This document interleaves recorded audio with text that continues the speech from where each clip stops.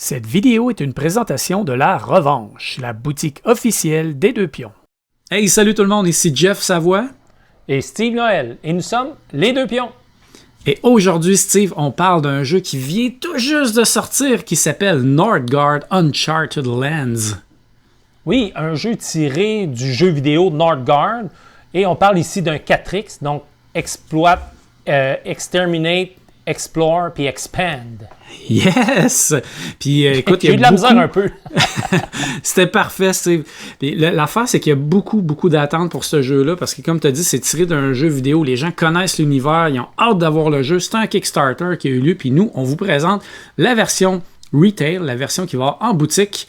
Donc, après l'intro, on vous explique rapidement les règles et on vous dit ce qu'on a pensé du jeu.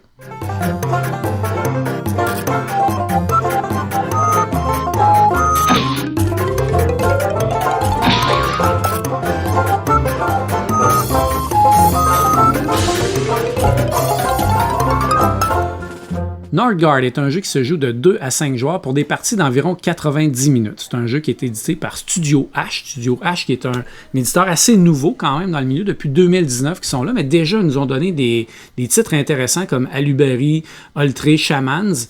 Donc ils sont très bien partis. Et c'est un jeu qui est designé par Adrian Dinu.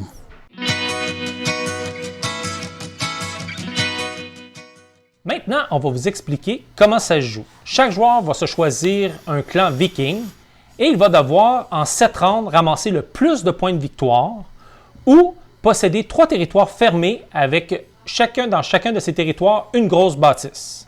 Chaque manche est divisée en plusieurs phases, dont la phase principale est la phase d'action, où les joueurs vont faire des actions à tour de rôle grâce aux cartes qu'ils vont avoir dans leurs mains. Il y a une espèce de petit effet de deck building où on va rajouter des cartes, puis on va avoir de plus en plus de cartes différentes pour faire des actions. Une fois que les actions vont être passées, les joueurs vont faire la récolte et ils vont aussi devoir nourrir leurs soldats, leurs vikings. Les différentes actions que les joueurs peuvent réaliser sont se déplacer. Donc, lorsqu'un joueur joue cette carte, il peut prendre une troupe et la déplacer dans un territoire adjacent. Le joueur peut aussi recruter. Donc, il va pouvoir prendre une figurine et l'inclure dans un de ses territoires occupés. On peut aussi explorer. Donc, avec l'exploration, les joueurs peuvent piger une tuile et la mettre adjacente à un des territoires ouverts qui est occupé par une de ses troupes. Et la dernière action est construire. Donc, le joueur va pouvoir dépenser du bois pour construire soit une petite bâtisse qui va lui coûter un bois ou une grosse bâtisse avec 3 bois aux emplacements réservés à cet effet. Une fois qu'un joueur a fait ses actions avec ses cartes, il va passer et à ce moment-là, il va pouvoir ajouter une nouvelle carte à son deck avec les cartes qui sont dans la rivière. Et il y a 3 niveaux de cartes, donc les cartes sont toujours de plus en plus puissantes. Mais le 3e niveau sont des cartes de pointage final qui sont réservées à la dernière manche du jeu.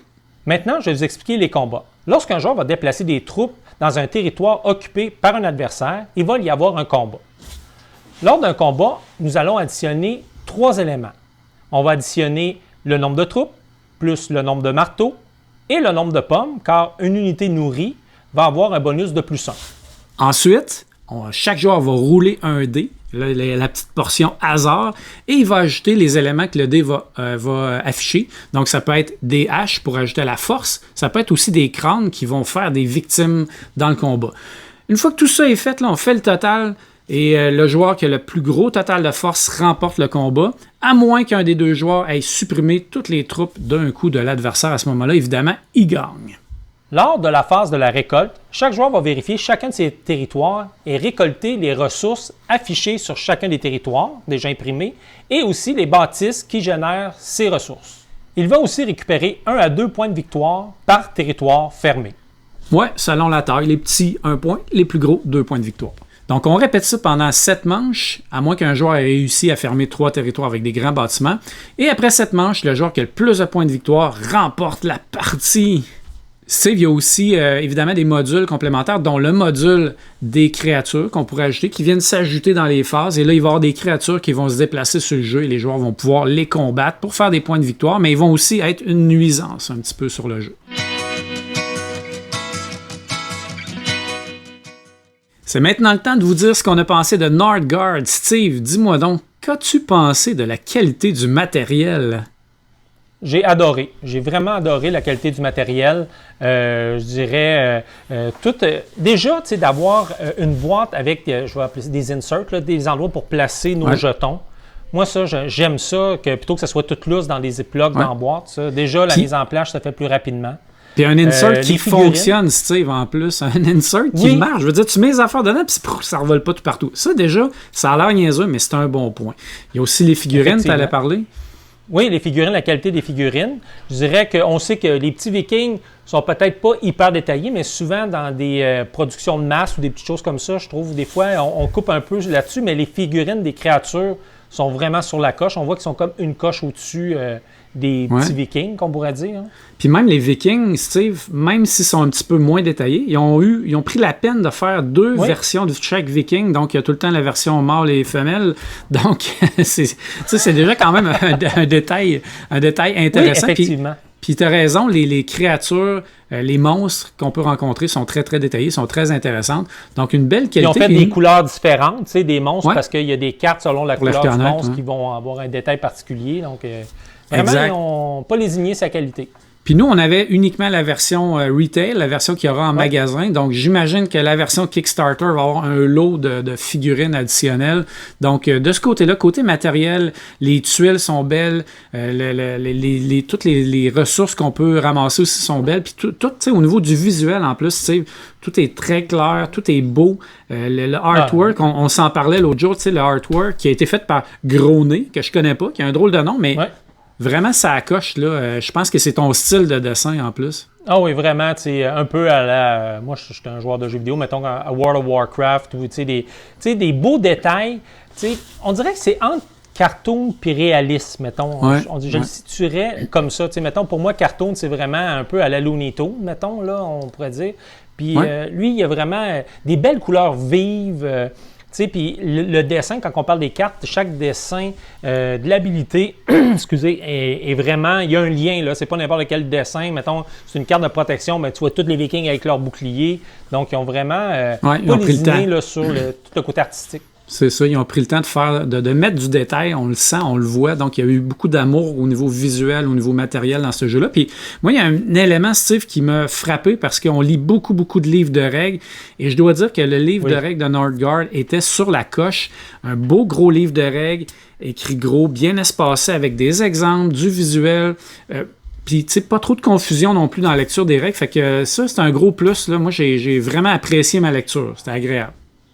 Oui, même chose, bien illustré. Puis comme tu disais, les exemples, il y a des exemples pour bien t'expliquer. Donc, effectivement, livre de règles bien fait. Steve, au niveau du temps de mise en place, c'est un jeu qui prend quand même un certain temps à sortir. Il y a beaucoup de matériel, on l'a dit.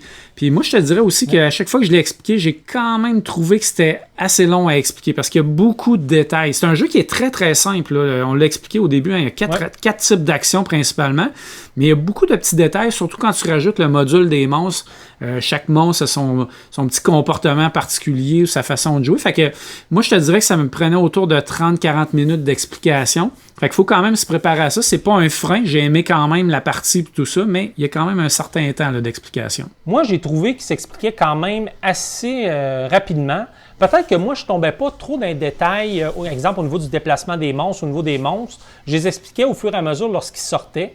Donc, je me contentais d'expliquer vraiment la base. Donc, ça allait bien. Puis moi, la mise en place, due à l'insert, je trouve qu'il s'installait vite parce que j'avais déjà toutes mes piles de prêtes. Fait que j'ai placé toutes. La tuile du milieu, je donnais les 3 tuiles à tout le monde. Puis j'expliquais que là, on va placer chacun avec les territoires. Puis là, j'expliquais les ressources.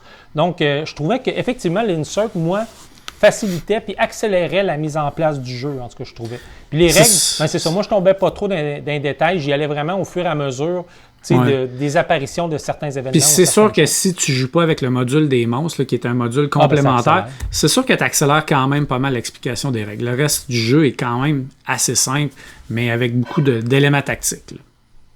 Mais effectivement, je serais curieux. Moi, je sais pas, j'aime les monstres. J'ai toujours joué avec les monstres, mais j'ai comme l'impression que pas de monstres, il doit y avoir un peu plus de confrontation entre joueurs parce que tu es moins dérangé par une source extérieure.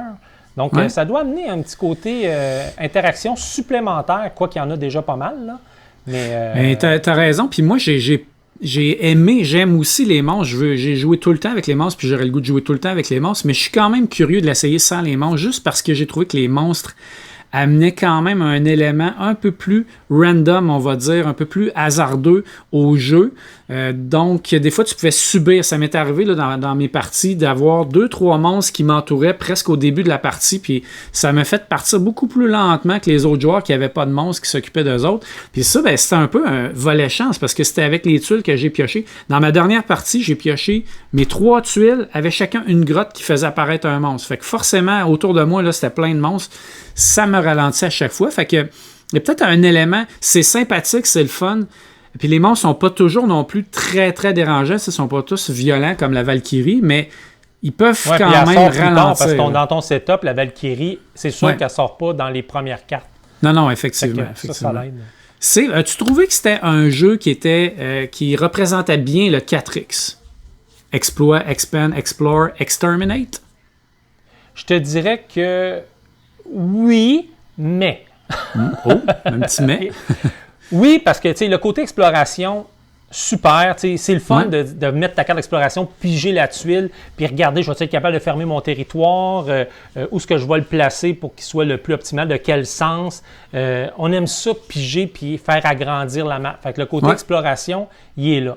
Je dirais, exploit, de ramasser des ressources, c'est là parce que tu veux en avoir, parce qu'il faut que tu nourrisses tes troupes, tu veux construire, fait qu'il est là aussi. Je dirais, je vais tout de suite aller à la partie que mon mais, c'est le exterminate. Je dirais, puis moi, je pense que c'est même positif que le exterminate ne soit pas si présent que ça. Non, c'est ça, il y a beaucoup d'affrontements. Il y a beaucoup d'affrontements quand même, parce que la carte n'est pas si grosse que ça, puis on a beaucoup de troupes. Mais les affrontements ne sont pas trop punitifs. Je suis pas mal certain que c'est là que tu vas en venir. On perd quelques troupes, mais pas tant que ça. Puis je te dirais même, en tout cas, dans les parties que j'ai jouées, il faut savoir qu'il faut nourrir nos troupes à la fin de la saison. Puis plus on a de troupes, plus ça coûte des pommes, puis ça peut même coûter du bois. Puis des fois, ces ressources-là sont dures à ramasser. Fait que quand tu fais un combat, tu es rendu avec un gros paquet de troupes, des fois, pour vrai, là, des fois, je voulais perdre des unités, là, parce que je voulais que ça me coûte moins cher à y nourrir. Fait que je voulais m'attaquer, perdre des unités pour être capable que ça me coûte moins cher. Fait que tomber dans le sweet spot de nourriture. Oui, c'est ça. Puis t'es pas trop déçu, on dirait, quand tu perds des troupes. Tu sais, c'est pas comme d'autres jeux où ça fait mal, c'est épouvantable. Puis là, tu te dis, ah, ça y est, je remonterai jamais la pente. Dans ce jeu-là, tu veux pratiquement en perdre de temps en temps. Tu sais. Exactement. Puis le maximum presque que tu peux perdre, c'est 2 troupes avec les dés ou avec une carte. 2, 3 si tu as la carte en plus. Fait que tout ça mis ensemble, ça fait que tu ne perdras pas beaucoup pas trop violent, de troupes. C'est ça. Exactement. Fait que moi, je trouve ça positif. Puis ça enlève un peu l'aspect frustration que des fois certains joueurs ont dans ce style de jeu-là. Fait que tu sais, le volet explorer, ramasser les ressources, il est très très fort. Puis il y a un petit volet affrontement qui est pas trop punitif, qui est sympathique. Il n'y a pas trop de frustration dans le jeu non plus. Par contre, là, comme je disais tantôt, les créatures, les bébites, là, ils viennent un peu des fois brouiller les cartes puis t'empêcher de faire ce que tu veux. C'est intéressant, c'est à vous de voir si c'est un module qui vous intéresse. Moi, j'ai quand même aimé ça. Je voudrais rajouter une petite chose. Ouais. C'est sûr qu'il va y avoir un peu de badge de leader dans ce genre de jeu-là. Pour l'avoir vécu. À un moment donné, si tu as 3 territoires fermés, puis à la fin du tour, tu es pour gagner, c'est sûr que tout le monde va essayer de t'enlever le territoire qui va te faire gagner parce que tout le monde accumule leurs points de victoire. Fait que ils veulent pas. Parce que si tu as 3 territoires fermés, il n'y a pas de comptage de points de victoire, tu as gagné la partie. Exact. Donc, à chaque partie que j'ai joué, ça a pas assez proche que quelqu'un le réussisse, mais effectivement, on s'est mis ensemble pour empêcher que ça arrive. Fait que la plupart du temps, on se rend au bout des 7 manches, puis on compte les points. Puis moi, je trouve ça bien correct comme ça. Quand il y a une tension de laisse pas aller l'autre, mais au moins, on va se rendre pour on va compter les points à la fin de la partie. J'ai trouvé ça quand même... j'ai trouvé ça bien, ce côté-là. Là. Pas trop facile. Mais moi, j'ai eu une fin de partie assez épique où j'avais les 3 territoires fermés et il y en a un qui a roulé son deck, est allé rechercher plus de cartes, il a rediscarté, il a repigé plus de cartes pour pouvoir se déplacer, pour pouvoir avoir le combat, pour m'enlever le territoire. Puis il a réussi à la fin à m'enlever le territoire. Tu sais, j'avais presque pas d'unité parce qu'un autre joueur avait essayé de me l'enlever puis ça n'avait pas fonctionné. Donc, tout ça mis ensemble... ça avait fait une belle petite fin épique. Ouais, vraiment sympathique. Puis je pense que j'ai le goût d'enchaîner, Steve, avec le volet chance versus stratégie, pour lequel il y a un élément là, qui est quand même qu'il faut noter, c'est que il y a un petit volet chance sur les cartes que tu vas piocher pour faire ton tour. Tu pioches 4 cartes, il faut que tu t'arranges avec ça. Oui, il y a des pierres de savoir qui peuvent te permettre de cycler un peu tes cartes pour aller chercher des meilleures cartes. Mais moi, j'ai vécu une partie où j'ai eu, par malchance, aucune pierre de savoir. J'aurais pu faire du transfert 3 pour 1, mais c'est très coûteux pour aller chercher une pierre. Ah, ça fait mal, ça. Ça fait mal, puis j'en ai pas eu, puis j'ai eu de la misère à cycler mon deck, puis il fallait que je vive avec mes actions, puis on aurait dit que j'étais tout le temps déphasé. J'avais tout le temps les actions de déplacement quand je voulais des actions de recrutement, tout le temps les actions de recrutement quand je voulais me déplacer, fait que j'étais tout le temps déphasé. J'ai fini dernier dans cette partie-là. Ça a été difficile, fait que faut juste que les gens sachent que ça peut arriver. Par contre, j'ai joué une autre partie où j'ai eu beaucoup de pierres de savoir, puis j'ai été capable de nettoyer mon deck, piocher des cartes. Écoute, ça a été vraiment bien. Écoute, des fois, je me ramassais dans un tour avec 8 cartes à jouer, 8 cartes d'action. Fait que je faisais des très, très longs tours. J'allais chercher beaucoup de territoire. Donc, tu sais, il y a quand même un volet chance là, sur le deck building, les cartes que tu vas piocher, puis les pierres de savoir, il faut que tu réussisses à en avoir. Ça fait une grosse différence, je trouve, dans la partie. Effectivement, oui, il y a un volet chance. Le dé, moi, je me faisais battre, là, mettons, en roulant le dé, là, je me faisais... je perdais le territoire à cause des haches, mais j'ai roulé mes 2 crânes, puis j'ai enlevé les 2 unités, puis vu que j'ai fait un wipe-out, j'ai gagné. Fait que, tu sais, des fois, il y a des petites affaires comme ça qui peuvent... Mais au moins, le dé, Steve, ce qui est quand même pas pire, c'est que tu peux le mitiger complètement. Parce que si tu arrives, puis tu fais ton calcul, puis tu dis, peu importe combien de haches ou de crânes il va avoir... je vais quand même gagner. Tu es capable de le mitiger complètement. C'est juste que la plupart du temps, c'est pas si évident que ça. Fait que tu prends une petite chance puis tu dis, bon, ben, ça va se décider au dé. Faut juste pas qu'il y ait 3 haches, tu sais. Puis là, il roule 3 haches. C'est ça. Ça amène un volet excitant, là, tu sais, mais ça amène un petit aspect chance. Mais c'est correct, tu sais, on veut avoir quand même un peu de chance dans les jeux. C'est juste qu'on va être capable de la contrôler, de la mitiger. Moi, j'ai trouvé que le dé m'achalait moins que le volet carte, où des fois, tu es prêt avec les cartes que tu as, puis ça peut te bloquer dans les actions que tu vas faire dans le tour. Mais le dé, là, mettons, si j'aurais un comparable à faire, là, ça me fait penser un peu à Small World. Tu veux prendre un territoire, puis le dé va te permettre peut-être d'avoir juste le petit edge que tu as besoin juste pour aller le chercher, mais c'est pas un tiebreaker. Ben, c'est pas Très bon point. C'est pas un game changer nécessairement. C'est ça, c'est le terme que je cherchais. Ouais, effectivement.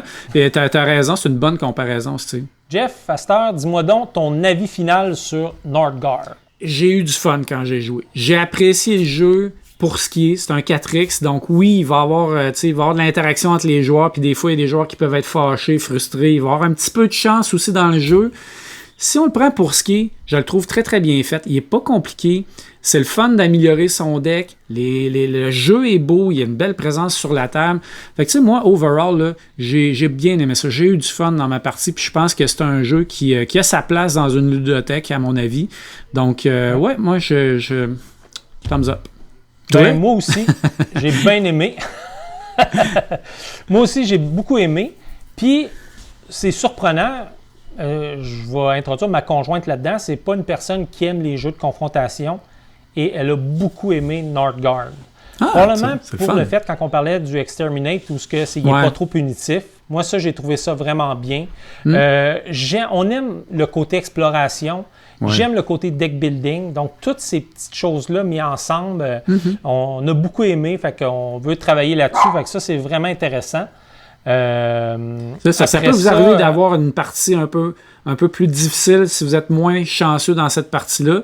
Mais tu sais, si tu pars avec cet esprit-là puis ça ne te dérange pas, tu vas avoir quand même du bon temps. Là. Exactement. Moi, personnellement, là, pour les quelques parties que j'ai jouées, c'est un coup de cœur. Moi, c'était un coup de cœur, Nordgard. Je l'ai sorti, je l'ai montré à d'autres joueurs.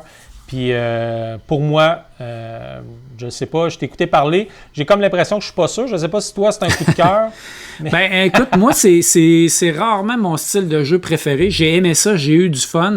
Je te dirais, c'est pas un coup de cœur, mais c'est un jeu que j'aurais pas de difficulté à recommander pour quelqu'un qui a compris ce qu'on avait expliqué puis qui recherche ce type de jeu-là. Je suis convaincu qu'il va avoir du fun. Puis je le sais, Steve, que c'est ton genre de jeu. T'aimes ces jeux-là. Fait que si tu donnes un coup de cœur, je pense que ça donne un bon indicateur à ceux qui aiment ce style de jeu-là, style 4X un peu. Je pense qu'ils vont avoir du fun. Si vous voulez vous introduire à ce genre de jeu-là, c'est un beau jeu d'introduction. Ben, C'est plus qu'un jeu d'introduction, mais je pense que ça peut vous introduire et apprécier ce genre de mécanique-là. C'est un bon point, Steve, parce que des 4X, on en connaît. Il y en a qui sont épouvantablement gros et longs et complexes. Là, mais celui-là, c'est quelque chose... Ils ont ramené le 4X à quelque chose de très, très simple, très, très accessible. Fait que je suis d'accord avec toi. C'est un bon jeu d'introduction à ce style de jeu-là.